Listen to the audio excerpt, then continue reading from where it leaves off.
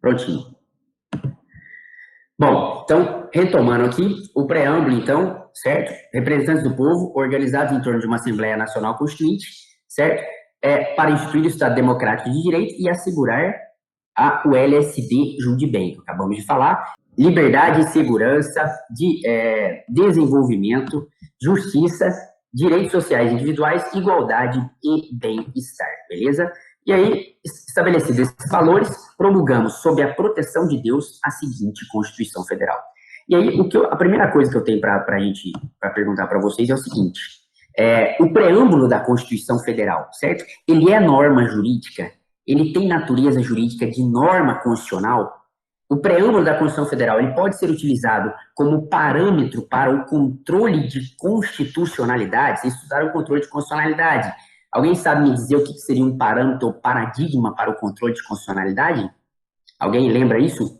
Bom, o pessoal não quer participar, agora vamos lá, vamos seguir. O parâmetro ou paradigma para o controle de constitucionalidade, pessoal, é aquela norma que é utilizada como fundamento, certo? Para a realização do controle. É aquela norma tida como violada, supostamente violada no âmbito da Constituição Federal. Por exemplo, certo? Nós temos o artigo 5º da Constituição Federal e o caput fala que todos são iguais perante a lei, sem distinção de qualquer natureza, trazendo aí aquela igualdade formal, certo? E também, dentro do conceito de Aristóteles, aquela igualdade material, beleza? Se houver a violação dessa igualdade por alguma legislação infraconstitucional, na elaboração de alguma lei, certo? De alguma lei ordinária, de uma lei complementar, por exemplo, é possível que haja, então, que seja realizado o controle de constitucionalidade sobre essa norma. E o parâmetro ou paradigma de controle vai ser o artigo 5º caput, que é a norma constitucional tida como violada, certo? Pela legislação infraconstitucional, beleza? Isso é o parâmetro ou paradigma de controle, beleza? E o preâmbulo, segundo o STF, ele pode servir de parâmetro ou paradigma de controle de constitucionalidade? Não, não pode. Aí a pergunta é por quê? Porque, segundo o STF, certo, ele adota a tese ou teoria da irrelevância jurídica. O que ele quer dizer? Basicamente, em linguagem coloquial, ele está querendo dizer que o preâmbulo não serve para nada, certo? Não serve para nada, não é norma jurídica, não serve de parâmetro para controle de constitucionalidade, beleza? Aqui eu coloquei para vocês, ó. O preâmbulo, ele se situa basicamente no domínio da política, refletindo única e tão somente a posição ideológica do legislador constituinte originário, do poder constituinte originário no momento de elaboração da Constituição, beleza? O preâmbulo, ele não cria direitos, não cria deveres. Esse mnemônico que eu acabei de colocar para vocês aqui, o LSD, julgue bem, certo? Ele não cria direitos e não cria deveres, não estabelece norma jurídica propriamente dita, beleza? O preâmbulo, ele pode servir, no máximo, como instrumento de interpretação das demais normas constitucionais, beleza? Dentro daquele conceito, né, daquela interpretação, o princípio da unidade da Constituição, certo? Que é um princípio interpretativo, que eu acredito que vocês devam ter visto no semestre passado. Esse princípio, ele estabelece que a Constituição ela deve ser interpretada como um todo unitário de princípios e regras, de modo que não exista incompatibilidades entre normas constitucionais, beleza? E esses direitos aqui, esses teóricos direitos contidos aqui no âmbito do preâmbulo, certo? Eles podem ser utilizados para fins de interpretação das demais normas constitucionais, beleza? Mas não é norma jurídica, não serve de parâmetro para controle de constitucionalidade, beleza? Certinho? E um detalhe interessante também, colocado pelo Supremo Tribunal Federal, é que o preâmbulo, ele está sujeito à incidência de emendas constitucionais, beleza?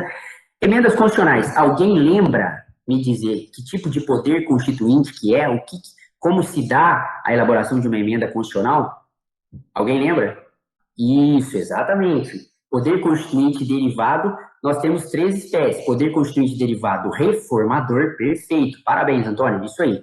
Poder constituinte derivado reformador, poder constituinte derivado revisor, que é aquele que deu ensejo à elaboração da revisão constitucional, das emendas de revisão, certo? Que posteriormente eu vou delinear rapidinho, vou dar uma passadinha rápida com vocês, beleza? E nós temos o poder constituinte difuso, que é aquele que dá ensejo à mutação constitucional, certo? Eu acredito que vocês já tenham visto no semestre passado, beleza? Bom, então, o preâmbulo ele está sujeito, segundo o Supremo, às emendas constitucionais, ou seja, ele pode ser alterado por emenda constitucional, beleza? Ele pode ser alterado pela atuação do poder constituinte derivado reformador, beleza? Cujos requisitos, as limitações contidas estão lá no artigo 60 da Constituição Federal, beleza? Outro detalhe a respeito do preâmbulo é o seguinte, muito interessante, é que no final ali, eu acabei de falar para vocês, ele fala, promulgamos sob a proteção de Deus a seguinte Constituição. Essa menção Deus ali, certo? Ela tem o poder de enfraquecer a laicidade do Estado brasileiro. O que é isso? A República Federativa do Brasil é um Estado laico, ou seja, que não adota uma religião oficial, certo?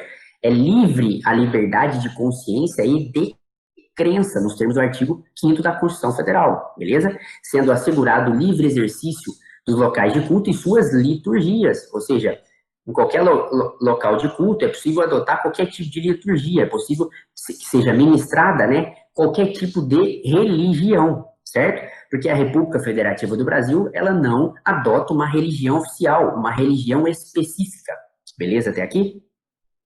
E essa previsão Deus, certo? Que é típica da religião católica, basicamente, certo? E também da religião evangélica. Ela enfraquece essa laicidade do Estado brasileiro, segundo o Supremo Tribunal Federal, não enfraquece, tá? Não enfraquece.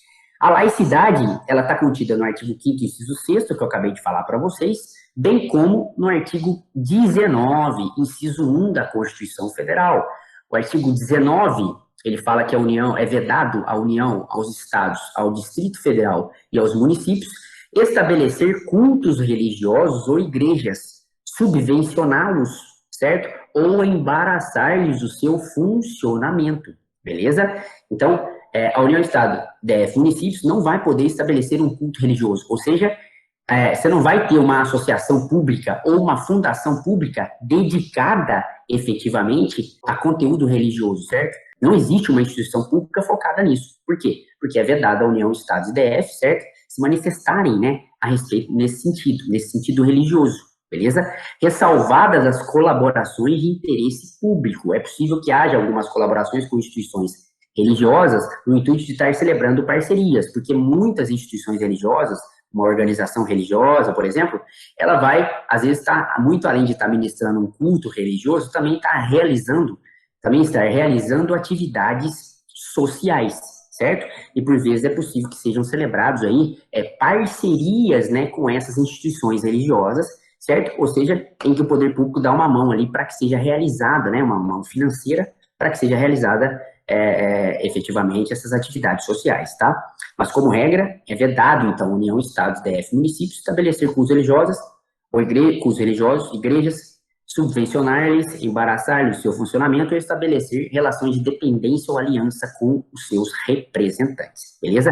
Esse artigo, então, 5º, 6º e 19, inciso 1, é o que fortalece o Estado laico, certo? Tendo em vista essas normas, o STF veio e falou, não, a previsão de Deus no preâmbulo não enfraquece em nada a laicidade do Estado brasileiro. Certinho? Beleza? Se tiverem alguma dúvida, por favor, tá? Deem um toque aqui que eu estou à disposição. O artigo 210 da Constituição Federal, por sua vez, também, ele fala que o ensino religioso de matrícula facultativa constituirá a disciplina dos horários normais das escolas públicas do ensino fundamental. Ainda sobre esse conceito, sobre esse aspecto religioso, certo? A Constituição, ela é clara, o ensino religioso nas escolas públicas, ele é de matrícula facultativa, ponto, beleza? E foi questionado no âmbito do Supremo, certo? Através de uma ADI, uma ação direta de inconstitucionalidade, certo? A respeito de uma legislação estadual que estabelecia o ensino religioso em uma determinada escola pública vinculado a uma religião específica, por exemplo, ao catolicismo, um exemplo hipotético. E chegou no Supremo isso. E ele disse o seguinte, o ensino religioso nessas escolas públicas, de novo, tendo em vista a laicidade do Estado brasileiro, ou seja, que nosso Estado é laico, certo? Ele, tendo em vista essa situação, ele disse que... Deixa eu admitir aqui. Tá. Bom, vamos lá. Então, o STF veio e falou que o ensino religioso nas escolas públicas, ele pode ter natureza confessional, ou seja, vinculado a uma religião específica, desde que se oportunize o ensino das demais crenças, certo? Desde que esteja aberto o ensino das demais crenças nessa escola, beleza? Ou seja, ele pode estar vinculado a uma religião, por exemplo, ao catolicismo, desde que, logicamente, o ensino religioso das demais crenças também permaneça aberto nessa escola, certo? Se tiver outra, se tiver um pastor, por exemplo, vinculado à religião evangélica, que queira ensinar a doutrina religiosa sua ali, certo? Esse ensino deve estar disponível no âmbito dessa escola pública, tá? No âmbito dessa escola pública. Ele pode ser ofertado no âmbito dessa escola pública, certinho? Então, recapitulando a parte final, de novo, o ensino ele pode ter natureza confessional nas escolas públicas? Sim. Vinculado a uma religião específica? Sim. Desde que se oportunize, desde que esteja aberto às demais religiões também a possibilidade de estar propagando o ensino do seu culto ali. Tá bom? Tendo em vista essas disposições, coloquei aqui para vocês, a gente pode afirmar que o Estado brasileiro, ele é ateu, certo? Ou seja, que ele é avesso à religião, certo? Não. Até porque o ateísmo também é uma forma de manifestação religiosa, tá? O ateísmo não deixa de ser uma forma de manifestação religiosa. Por isso, não podemos dizer que o Estado brasileiro é ateu, certo? Beleza? Ele é laico, ele não adota uma religião oficial, mas não significa que ele seja ateu, beleza?